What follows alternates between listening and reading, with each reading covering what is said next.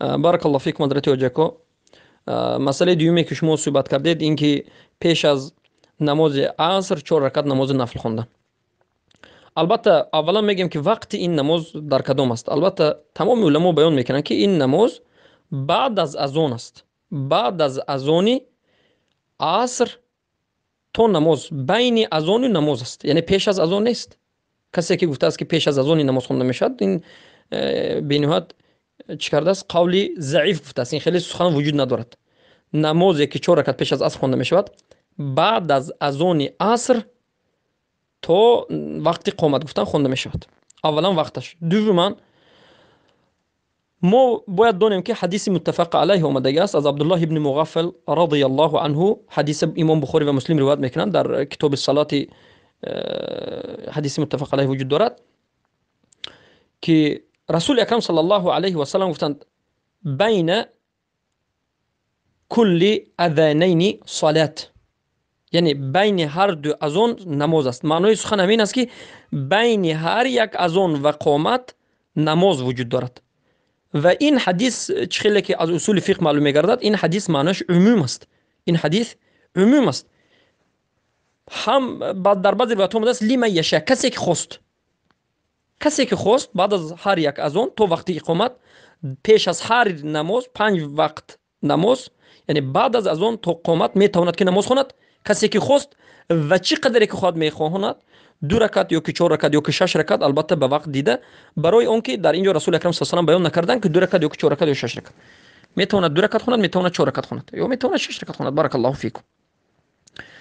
پس این حدیث دلالت میکند که پیش از نماز عصر یا که پیش از نماز شام یا که خفتن یا که اینچنین بامداد و ظهر، نماز خوندن بعد از اذان تا قامت گفتن این مستحب است. حکمش مثل سنت راتبه که 10 رکعت یا که 12 رکعت وارد شده است این نیست، مثل سنت های راتبه که ما میخونیم پیش از نماز نیست، بلکه این درجهش پایینتر است، مستحب است. یعنی کسی که خواهد ثواب میگیرد، کسی که خوند ثواب میگیرد، کسی که نخوند گناهگار نمیشد. و این حدیث متفق علیه است. و اما حدیثی که خاص مسئله نماز عصر رو از دیگر نمازها جدا کرده است و این رو همچون مستحب بودنش رو سخت‌تر اثبات کرده است، این حدیث از عبدالله ابن عمر رضی الله عنه روایت است که پیامبر صلی الله علیه و آله گفتند رحم الله امرئا صلى قبل العصر 4، الله رحمت کند مردی رو که، البته مرد و زنی رو که پیش از عصر 4 رکعت خواند. یعنی 4 رکعت خوندن پیش از نماز عصر گویا که به رحمت الله نائل شدن انسان رو سبب می شود. و البته این حدیث در سنن، در کتب 5 سنن وارد شده است. بارک الله فیکم، ذکر شده است. اما علما در صحت این حدیث سخن میکنند و در این حدیث فیه مقال است. فیه مقال یعنی در این حدیث سخنهای زیاد است و بسیار علمای محدثینی که به صدر محدثین، به اصل اسلامی که یا که اصل محدثینی که در اولی صدر محدثین بودن، یعنی اولی سالهای حدیث امام بخاری و غیره بودن، به اونها وقتی که تقلید میکنن حدیث رو ضعیف میکنن. اما بسیار از علمای معاصر این رو صحیح دانستند، در جمله ابن باز، ابن عثیمین یا که مثلا البانی و غیره و بسیاری از علما و از متقدمین هم صحیح دانستند. لیکن این حدیث قول راجح همین است که چخیلی که محدث میگن این حدیث ضعیف است. این حدیث ضعیف است.